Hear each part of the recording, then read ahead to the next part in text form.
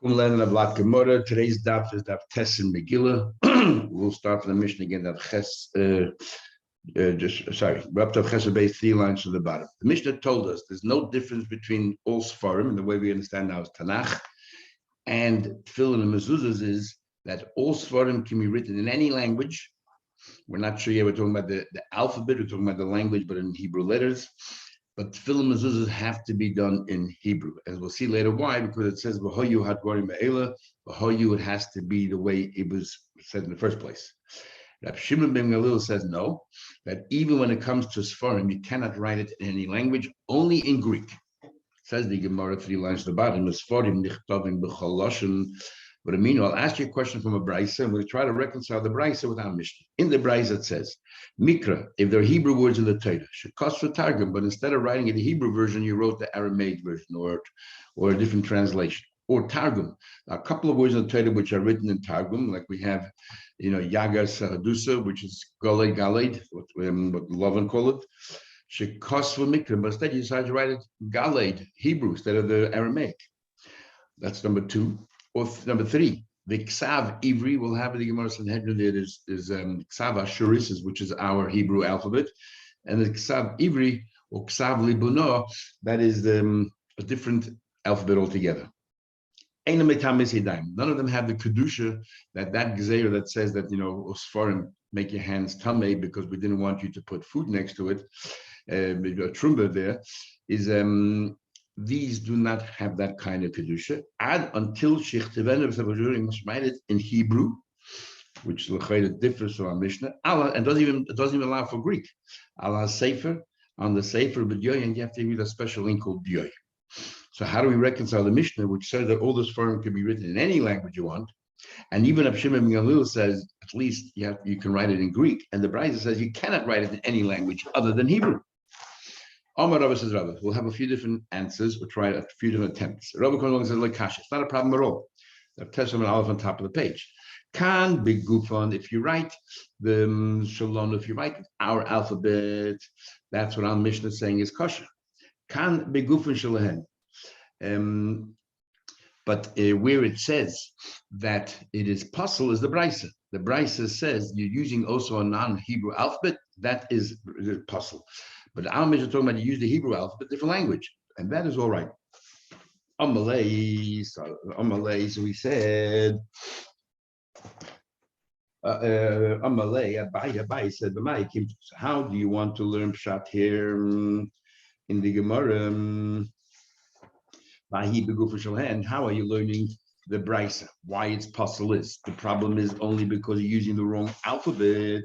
So then what's relevant here if you took a Hebrew word and changed to Aramaic or Aramaic Hebrew, and it will be Hebrew words. If you wrote it with the wrong alphabet, it's already possible regardless of what the word itself is. So my area, why does the Braisa give a few examples of Mikra Shekos for Targum or Targum Shekos and Mikra, where you actually change the word? Afilu Mikra Shekos and Mikra, even if you wrote the original Hebrew, the Hebrew words, or Targum to Targum, or the Torah used a Targum word and you wrote that. But if you use the wrong alphabet, it's possible. Nami, Doktani, Achi Yichtevenu, Ashuris, Allah Sefer, but it has to be written in Hebrew letters. So what's it? So why talk about something with 2 faults? Talk about something even just with 1 fault, then it's possible. Surely 2 faults. So Ella says, like Kasha, I'll give you another answer, and that is Harabon and Harab Shimon Gamliel. That the Mishnah that says that you're allowed to write in other languages, the Rabban. The Braisa that says you can only write in Hebrew follows Rab Shimon Gamliel. Obviously, it's going to be a problem because now Mishnah Rab Shimon Gamliel makes an allowance for Greek. Says Gemara, eat Rab Shimon Gamliel. What about the allowance for Greek? Why isn't that at all mentioned here? It just says only the way that it can allow it if you did it in Hebrew. Ella Lekasha. Give another attempt for an answer. Can bisvarim can bitfil in the mezuzahs. When it comes to tefillin and mezuzahs, that's what the Braisa is talking about. It can only be Hebrew. And now Mishnah talking about Sfarim. Sfarim can be all languages. Says the Gemara, yeah. So the Braisa is first of all, why should it be different? So the Gemara says, "Can be Sfarim, can be tefillin mezuzahs in my time. It says it says yiyu. So because it says in the pasuk, because it says v'hoyu. So therefore, it has to be exactly the way it's meant to be, the way it's written originally, and that is in Hebrew. Okay, so the Braisa is talking about in Hebrew. So we have a problem straight away. Why is the Brisa talking about only Hebrew? Because the Brisa is limiting itself to Tefillin mezuzahs, and our Mishnah is talking about Svarim. Big problem. Where in Tefillin do we have Aramaic words? Because the Brisa says if you took the Aramaic words and you turned it into Hebrew, it's a problem. But there are no Aramaic words in the 4 parshas that we have at Tefillin, or the 2 parshas we have in mezuzah. Says the Gemara, so my Targum shekosum mikri. So what's Pshat in the Brisa? Gives an example of a Targum that you change to Hebrew. Where do you have that? If you say the Brisa is talking about Torah, we have examples of Aramaic that was in the Torah. Ika, for example, where do you have that? You have the by Lavan where it says Yogar Sahadusa, and Yaakov called it Galeid. Okay, so here you have a word which is in Aramaic, and that's what the Brisa is saying. Elahoch, but you tell me the Brisa is talking about Tefillin mezuzahs, my Targum, because so go back to the original question. The Mishnah says you can write in all languages, and the Brisa says you're limited only to Hebrew. What's going on here?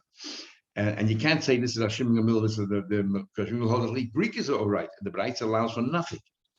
Elakash is not a problem. Kan b'Megilah, kan b'Sfarim. The Brisa is talking about Megillahs, Esther. That is limited only to Hebrew. And the other Svarim can be written in other languages. And that's our Mishnah. Why should Megillahs Esther be strict in the other ones? Megillah, my time. Why should Megillah be stricter? The Chsiba says, she sent around like the way it was written and also the language. So therefore, because it says it should be exactly the way our language is, and our language is Hebrew. And therefore, because our language is Hebrew, that's why Megillah has to be limited to Hebrew. And the Brisa is talking about Megillah's Esther. The Mishnah is talking about other Svarim. You can write in other languages. Says the Gemara. So when the Brisa says that if you took a Hebrew word and you translate it into Aramaic, obviously you took words from the Megillah and you changed the language. But when the Brisa says if you took an Aramaic word and or a foreign word and you changed it to Hebrew, where do you have foreign words in the Megillah? Says the Gemara, my Targum shekosum because where do you have foreign words in the Megillah? Ika there is. So Ika there is where? First, I'll give you an example, but there are many. It says V'nishma Pizgam HaMelech. Where's the word Pizgam in Hebrew? And therefore, that's a Persian word. But all the women will give honor to their husbands. Yikar is not a Hebrew word. Yikar is actually a word of Targum that we translate means covered. Okay, so one answer is that the Brisa is talking about Megillah's Esther and our Mishnah is talking about all other Sfarim. Rav Ashi comes along and says, I'll give you another answer. Ki Tanya, he b'shas Sfarim. I can tell you that the Brisa is also talking about other Sfarim. So if the Brisa is talking about other Sfarim, obviously the Brisa is a different Tana who argues with our Mishnah. Our Mishnah holds you can write all Sfarim. Hashim Mila says you can write in Greek. And this Brisa says you can only write in Hebrew. So who is the author of this Brisa? But Rabbi Yehudi, it's actually not Rabbi not Tanakama, it's the third one. It is Rabbi Yehuda. What's this Rabbi Yehuda? I'll explain to you. The Tanya, we look at the Brisa, and it's through understanding the Brisa that we understand the final opinion of Rabbi Yehuda. It says the Brisa, Tefillin u'mezuzahs ein nechtovin ela ashurim. It can only be in Hebrew because it says v'hoyu. But Rabbi Seinu hitiru yivanis, and our rabbis are permitted Greek. Now, what exactly are they saying? How are we talking about Tefillin mezuzahs? And the rabbi said you write in Greek. How can it be? Well, if they're still talking about Tefillin mezuzahs, how can the rabbis argue say you can do it in Greek? It says v'hoyu hadvarim eila. You have to leave it the way it was written. So it must be talking about something else. And obviously the Brisa is a bit cryptic, and we got to figure out what the Brisa means. Elaim must say svarim nichtovim b'chol lashon. You say that these words are missing. That. What about Sfarim, not Tefillin mezuzahs? They can be written in any language, like our Mishnah says. The rabbis say and our rabbis allowed Greek. By saying that our rabbis allow Greek, sounds like the first Tana does not allow Greek, and the rabbis are more lenient. But it's not so. The first Tana just said you can write in any language, and the rabbis are limiting it only to Greek. So the wording is wrong. Gemara says, first of all, from the wording, it sounds like Mekal Tanakama also bans Greek. How could that be? Permits all languages. Ela Emo, you have to change it around and say Rabbi Seinu loy tiru shichtu ela yavanis. Add a no and a but. So the Chacham, the Tanakama says you can write any language. Comes along, Rabbi Seinu says no, you can only write it in Greek. Okay, all Sfarim written in Greek. Tanya comes along, Amar Rabbi Yehuda now limits it further. Even if you allow it in Greek, it's not all Sfarim. The only sefer that you're allowed to write in Greek is a sefer Torah, but Nevi'im and Ksuvim, you're not permitted to write in Greek we do, has no kedusha anymore. Why did they permit to write the Torah in Greek? Because of the story of Talmai HaMelech. Talmai was king of Mitzrayim. There's a whole debate which Talmai it was, but it was because of the story, we'll see in a minute, that they translated the Septuagint. They translated the Torah in many different languages. They translated in Greek. So therefore, the 70s Canaan, or 72 is the Canaan, therefore, we allow Torah. So that's what it is. It's a third opinion of Yehuda. He says that the only thing you're allowed to translate in Greek is Sefer Torah, but other Sfarim you're not allowed to. And this Bryce is talking about other Sfarim. Says the Gemara, what's the story of Talmud Melech? Time we learned, Ma'aseh Talmud Melech, Shekinis, he gathered together Shivim, Vishnayim, as the king, 72 elders. In Tosefta it says 70. Rechnisam B'Shivim, Vishnayim Botim, and he put them into 72 houses. He knows he took 6 elders for like every Shevet. So that makes 72. That was his idea. But like Gila he didn't reveal to them at all prior why he's gathering them together, so they had no time to devise a plan or anything else. And he went into each room.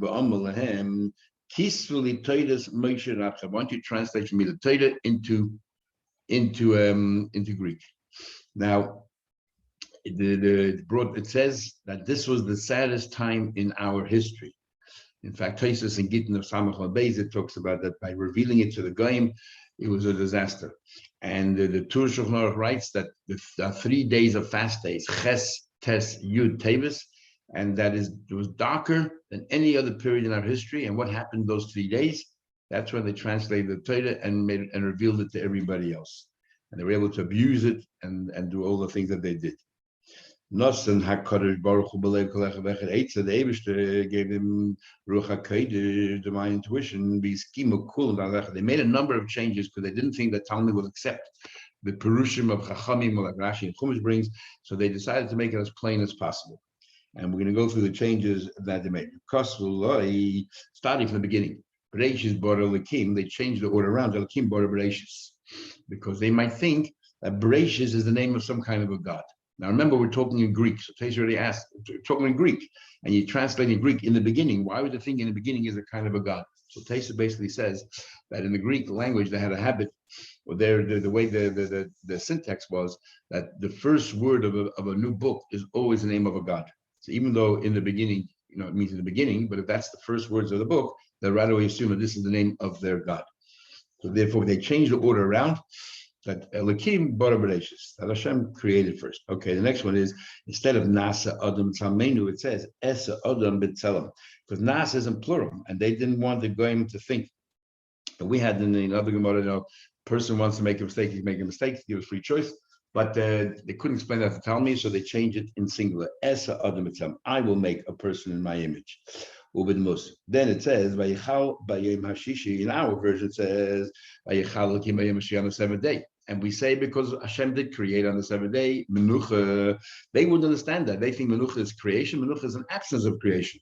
So therefore, they changed it to Vayichal Bayim Hashishi.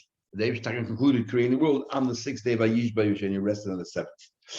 And then Ches Zocher Nekeva, instead of saying Zocher Nekeva, Boram, he created Bra. He created Zocher Nekeva. He changed it to Bra. He created. Rashi says Bra'am, Lakasha Bra'am. Bra'am sounds like he created 2 people, and each one was made up of 2. So 2 couples were created in the beginning. Actually, there's a Medrash Rabbah that talks about there's a whole bunch of couples there. But what do you call it? So we changed it to Zoch Nekeva Bra. He only created 1 couple, Adam and Chava, Adam and Brachas, Adam and Chava back to back. But mashallah, no, it means only 1 couple, but it sounds like he created 2 people at the same time, rather than 1 person and then he made Chava afterwards. Then it says Hava Erda V'Achala. When it comes to the Jorah Flug, it says, let's go down and we will destroy. Instead of saying Nerda, which is in plural, who is Hashem consulting, they change it to single Hava Erda, I will go down. V'Achala, and I will mix up their languages. So I'm going to go down myself. And so again, everything is singular, Ba'avala, not V'Novla. Then it says, Vatitzchak Sora B'Kreveh, instead of B'Kirba, inside her, B'Kreveh. And that is because the Goyim will say, why do you treat women different than men? By Yitzchak, Abram, when he laughed, Abishur didn't say anything. When Yitzchak suddenly laughed, Suddenly the Abishter got upset with her. Why picking on women rather than men? But then we say that Avram did it out of joy, and Sarah did it out of skepticism. But they wouldn't understand that, so they changed it because Avram laughed inside, but nobody knew about it, so not Abishter didn't make any deal of it. She went and told all her relatives. That's the difference. The next one is Kiba Apam. In the pasuk it says Kiba Apam, that Shimon Levi with her anger, Hargu Ish. Instead of changing Hargu Ish, you change it to Kiba Apam, Hargu Shur, that killed an animal. And the reason is because the Goyim was saying, the Eden are beasts, are wild, they kill people, they're ruthless. So we changed it to Apam, Hargu Shur, but turn them Akreis. Then it's Ayika Moshe Ishte Bono, he brought his family down to Mitzrayim by Akiva, and he gave them to ride. In the pasuk it says on a donkey, which only very poor people will go. And they'll wonder, Moshe Rabbeinu, the leader of the Eden, had to schlep it with a donkey. So they changed it to Al Noisimei Adam, to that vehicle which carries people. So they'll assume right away it's a camel, without even bothering to ask. Then it says, the Moshe B'nai Yisrael Asher Yashav Mitzrayim, the years that he inside Mitzrayim, so they added Uvishar Arotzes Arba Mea Shana. So there were two changes made. One is the Eden were only 210 years in Mitzrayim. So one is they changed, and you go explain that they deserve to be 400, or you started from the latest Yitzchak. So therefore they changed and they added Uvishar Arotzes. It's the aggregate, Mitzrayim and other places. So no issue. Second thing is it says 430 years. From Bishop of Sermon is 430 years. And they changed it to 400 years, so that they shouldn't say what do you call it? That work out Brisbane of Sarim or latest Yitzchak, just to make it easier, according to some versions. Vayishalach ezatute b'nei Yisrael, that they sent the Moshe Rabbeinu Parshas Shpatim near the end when he made the korbanos. It says he sent the zatuti of the Eden. Instead of saying the pasuk says Nad ibn Yisrael, which sounds like kids, and the guys Moshe Rabbeinu and Matutayda, and you get kids. Now, what actually, as the Rabban explains over there, was the B'chayrim that they used, and the B'chayrim were innocent from sin, but they didn't want to say B'chayrim because then it seems like they didn't earn it, they didn't deserve it. So they wrote the word Zatuti, which means Chashuv. And Tesa asked a question about Zatut Yisrael Shalach Yadei. And then later it says in the pasuk where Atzili b'nei Yisrael Hashem didn't punish. Atzili really means the officers, the chashva people, the eminent people. They decided to change it as well to Zatute, because to make it consistent. So Tesa already asked, why didn't they use with Atzili? And the first time around, instead of Zatute, say Atzili. So Tesa answers, they didn't want to lie, make an open lie, because it wasn't Zatute. The Mashal already has a hard time with Tesa because it's all in Greek. So there's no word Atzile. There's Zatute and Atzile, maybe in Greek is the same word, same for both of them.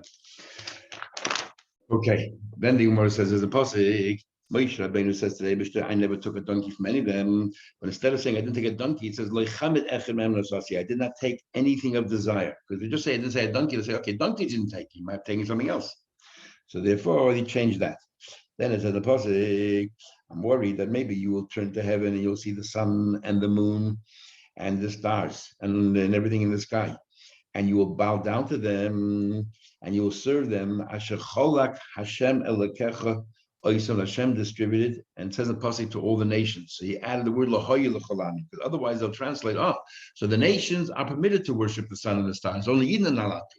So David says, no, I made it for the whole world to illuminate the world, not for anyone to serve it. Another pasuk, it says, the Yelav, they went and they served the Yahweh, they went to serve Elohim Achem, other gods. And then it says, the pasuk, I didn't instruct. So they added the word La'ovdim to serve them. If you just stop Ashaloi Tivesi, you might sound, or Ashaloi Tivisi, you might interpret it to mean, I never created these gods, as if there's some other God creating these gods. Therefore he concludes, I did not instruct La'ovdim to serve them, and you guys worship them. And then when it came to the animals that trade, one of them is a nevis, the rabbit. But because the wife of Talmi is a nevis, he would get angry that you're referring to in the Torah to my wife as treif. So the kostula they changed as Edis Ragalayim, the animal that has short legs. Like kostula is a nevis, didn't write the word nevis. They should ishte should Talmi a nevishma. that his wife was called Anevish L'Yemad, he shouldn't say Soch Kubei Yehuda. The Jews are mocking me. Tilu Shem Ishti B'Torah, and they put the name of my wife in the Torah. So because of this whole story, they translated Torah into Greek. Therefore, Torah you're allowed to change to Greek, but you're not allowed to change into Greek is other Sfarim. But one interesting thing by Megillah, we said one answer we gave was the final answer that was talking about Megillah. You're not allowed to change the Megillah. And then we asked, what do you have Aramaic Megillah? And we said Pisgam HaMelech or Yukar. So Teza asks by Megillah, if words are missing, it's kosher. So what's wrong if you translate a few words into instead of Hebrew to other language? Imagine it's not there. The Megillah is still kosher. So Teza brings the name of Rashi, which we don't have, and he says an interesting answer. He says missing words is one thing, but writing the wrong words is far worse than missing it all. You can't say, oh, you have the wrong words, imagine it's not there. But you can't imagine it's not there, it is there. So even having just one word, if it's the wrong word, passes the Megillah. But if you're missing the word, that isn't a problem. And Taisha doesn't like that answer because obviously he thinks in logic, missing or having the wrong words is the same, is identical. So therefore, I give another answer that's part of it. You collect all the words. If the majority of the words are missing, it's possible. You'll also include these words, even though they're written there. It's as if it's not there, and therefore it's part of the number of words. If you calculate or the animal up together, they're missing. Says the Gemara, Av b'sfarim lehitirush yichtu el yivanis. Also by sfarim, he didn't allow to write only yivanis. Amrabu b'yechon halacha. Rabbi b'yechon halacha l'shimim gamlil. Allah, you're allowed to write Greek. My time is why talk a Greek? The pasuk that when they after the story of Noach and he gave him a bracha because Chum misbehaved. So it says there, Yaft Elikim liyefes. He made it nice for Yefes, and it says the Yishkin ba'al Shem that Yefes will be resting in the tents of shame. What does that mean? Dvorav shel Yefes, the language of Yefes, Yibal Shem will be in the tents of shame. It means you can write a Sefer Torah in Greek. How do you know which language it is? Maybe it's the language of Goimir, maybe it's the language of Magog. It says Yaft Elikim liyefes, Yaf Yerusay shel Yefes Yehei ba'al Shem. That the beauty of Yefes is the nicest language amongst in the outside of the Hebrew, and therefore that will be in Ahal Shem. Says the Mishnah to continue with the Ein Bain. We know that there was a period up to Yeshua when all the Kohen Gedolim were anointed with oil, and from Yeshua and onwards, when he hit that jug of oil, the Kohen Gadol was distinguished by the 8 clothes that he wore. So in halacha, is there really a difference whether the Kohen Gadol was anointed or not? The Mishnah says yes. Ein bein Kohen Meshuach, a Kohen whether they were anointed or in B'Shem and Mishka with that oil. L'maruba begadim, a Kohen Gadol was wearing the 8 clothes, which also serves him as a Kohen Gadol. Elapar habo kol mitzvahs. If the Kohen was anointed and he paskened something which is asur mahatorah and you get chorus, and he told everybody you're allowed to, and everybody followed him. There's a special carbon. He brings a bull, and he represents everybody. But if the Kohen who only wore 8 clothes did that, each individual brings their own carbon. Then we continue. We learned that there's a Kohen Gadol, and then before Yom Kippur, they prepare another Kohen to fill in case the Kohen Gadol comes to If that Kohen fills in, the Kohen, and then after 7 days, whatever, the Kohen Gadol is back in his job.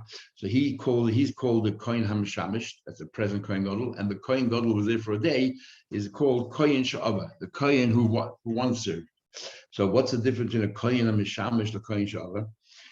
Now we have now 2 Kohenim Gedolim. Ein bein Kohen Mishamish LaKohen Sha'ava. There is no difference between the two. Elapar Yom Kippurim. Who will bring the bull on Yom Kippur? Only the present Kohen Gadol. And the Asidas Eifa, every day they have to bring a 10th of a measure of Eifa, size of 43 eggs, and make 12 chalas, and half of them he brings in the morning, and half of them he brings at night. Only the current Kohen Gadol does it, not the Kohen Sha'ava. It sounds like, but everything else, in every other respect, they're exactly the same. That's what our Mishnah holds. Says the Gemara. Let's go back to the beginning. Holy Inyan Par Yom Kippurim. You tell me the difference of coin of 8 clothes or coin of oil. The only difference of the par about kol mitzvahs. That means in every other respect they're the same. Which means when it comes to Yom Kippur, it comes to Siddur and the Eifa, zeh v'zeh shavim. Whether they were anointed with oil, not exactly the same.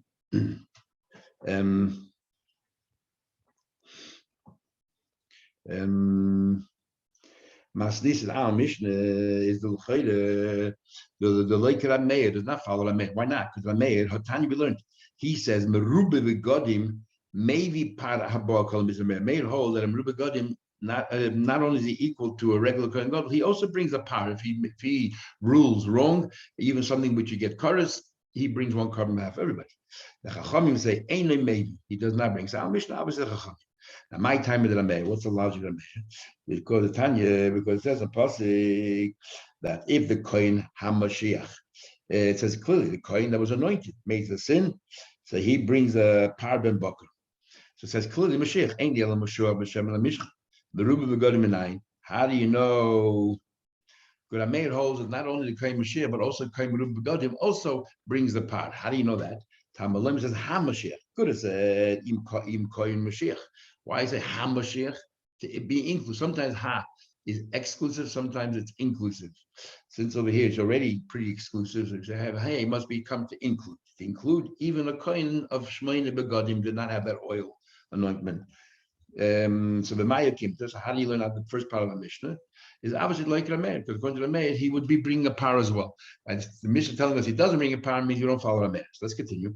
Aim a safer, then you tell me the difference between a Kohen Sha'ava and a Kohen HaMashamish, the current Kohen versus the past Kohen.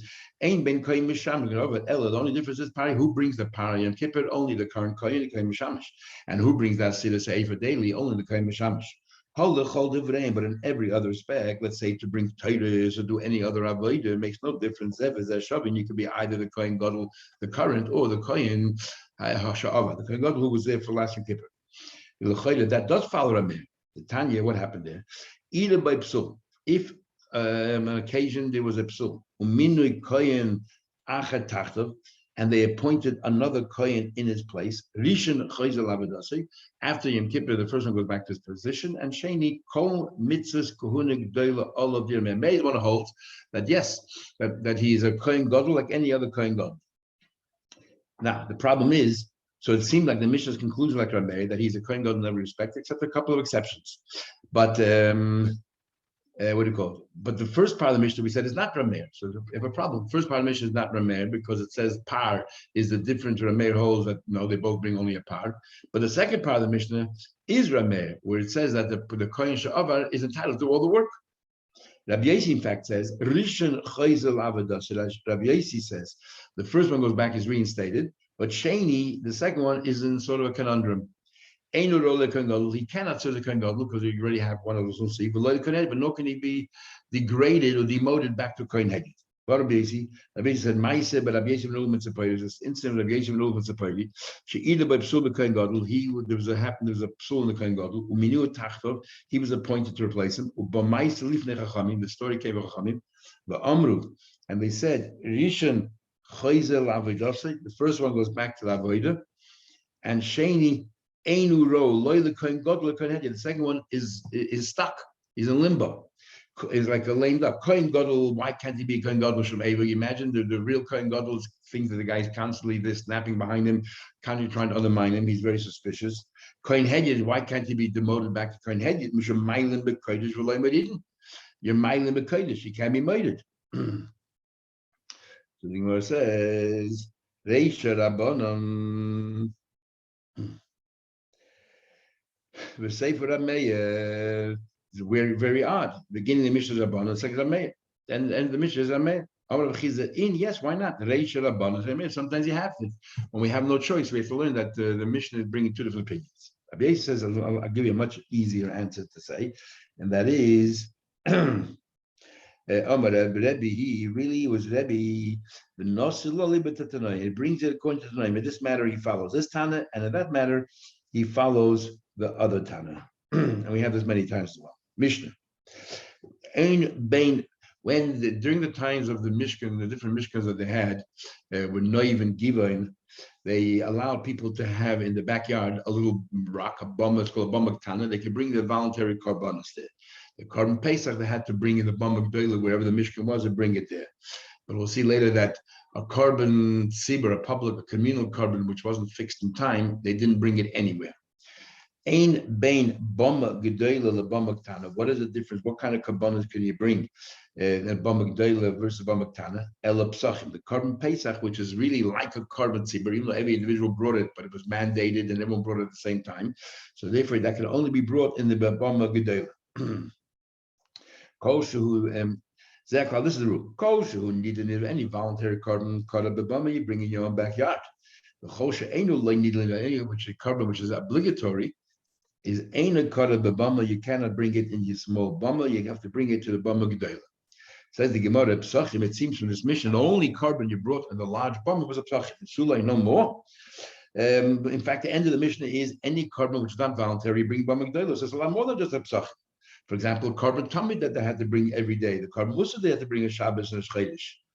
So the Gemara says, you're right. Any carbon which is similar to a Pesach. In other words, it's a communal and it's mandated and it has a fixed time, like a carbon tummy every day, carbon musa and Shabbos and so on. Then you're allowed to. So Mani, who's also about Mishnah that says that on a bomb of Tana, you can only bring voluntary kabbanis. And a bomb of Gedela, you can only bring mandated kabbanis that have a fixed time. Is Shimon. Shimon said, even the tzibur, Layikrivu did not bring on the bomb of Gedela, only psachim and chayvei shikul man have fixed times.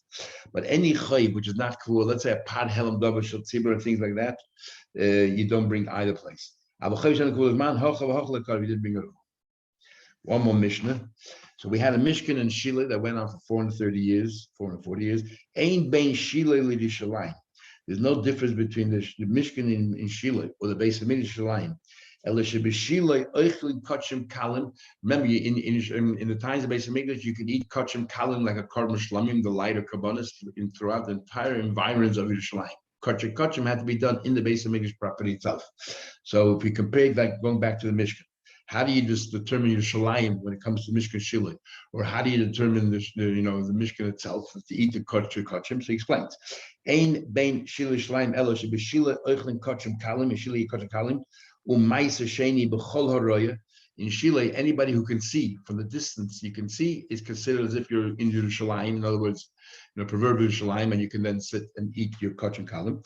Or with Yerushalayim, in Yerushalayim, where you eat kachim kalim, only lifnim lachem, inside the walls. V'kan, here and here. Kachim lecholim lifnim and aklayim. Where can you eat the kachim, the holy kabbanos? Only inside the curtains by the Mishkan, and inside the walls of the base of Mikdash. Kedusha Shila yesh achrei heta. After Shila was destroyed, the bombas were back. You're allowed to use the bombas again because there's no permanent home yet. But Kedusha Shalayim, once Shalayim was built, the base of Mikdash, the permanent edifice, ein achrei heta. Even after the base of Mikdash was destroyed, we were no longer allowed to make bombas in your own private backyard. Okay, we'll stop here. We'll continue tomorrow morning, Mitzvah Hashem.